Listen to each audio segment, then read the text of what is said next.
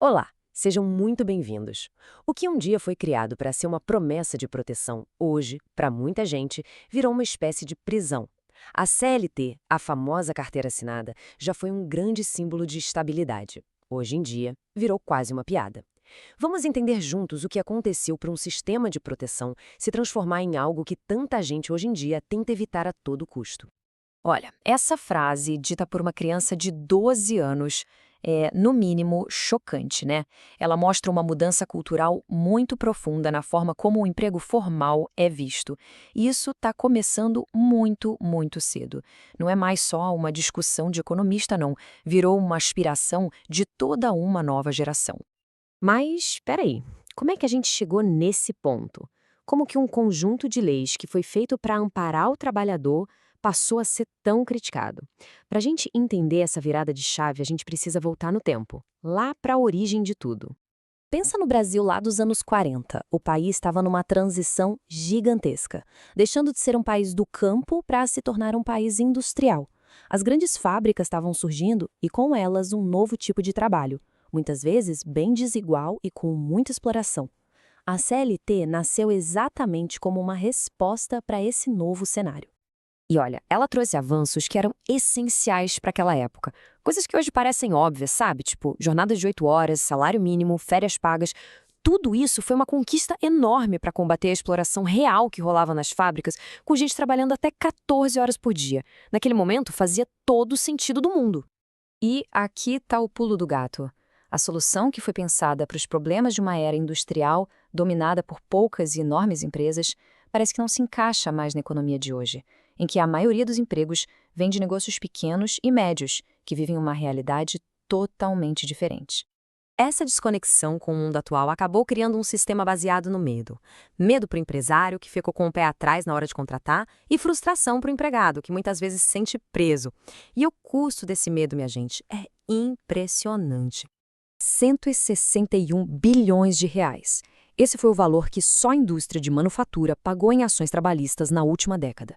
É tanto dinheiro que supera a previsão de investimentos para os próximos 10 anos. Aí fica a pergunta, né? Se o sistema está protegendo ou está só gerando um custo enorme e mais insegurança?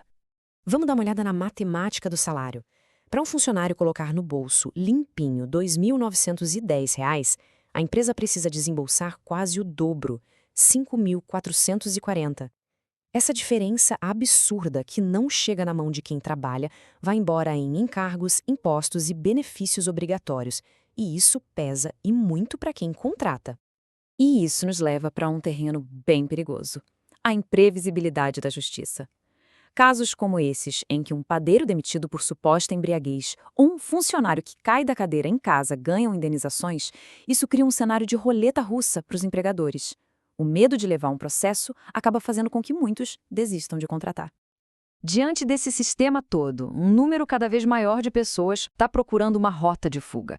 Elas não estão só trocando de emprego, elas estão abandonando um modelo de trabalho inteiro para tentar um caminho alternativo, por conta própria.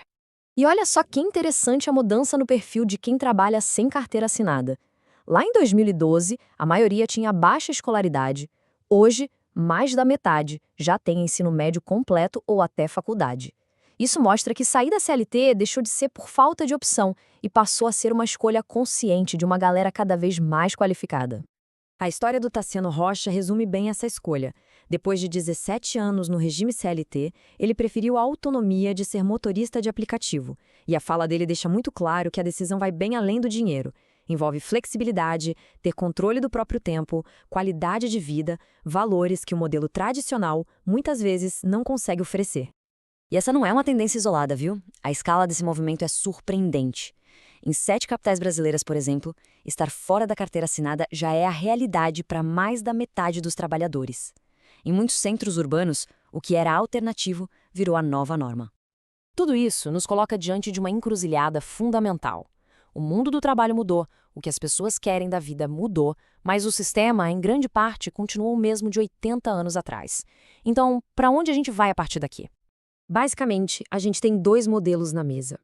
De um lado, a CLT, com uma promessa de proteção do Estado, mas também com seus limites e uma certa dependência.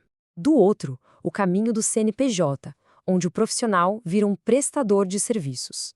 É um caminho que tem mais risco individual, claro, mas que também oferece um potencial de crescimento muito maior e exige mais responsabilidade. No fim das contas, a grande questão que fica no ar é esta: o futuro do trabalho no Brasil passa por um sistema de proteção obrigatório, um tamanho único que sirva para todo mundo, ou será que o caminho é um modelo que ofereça mais liberdade de escolha, permitindo que cada pessoa decida o que é melhor para si? É uma pergunta que vai definir as próximas gerações e o futuro da nossa economia, e essa discussão está só começando.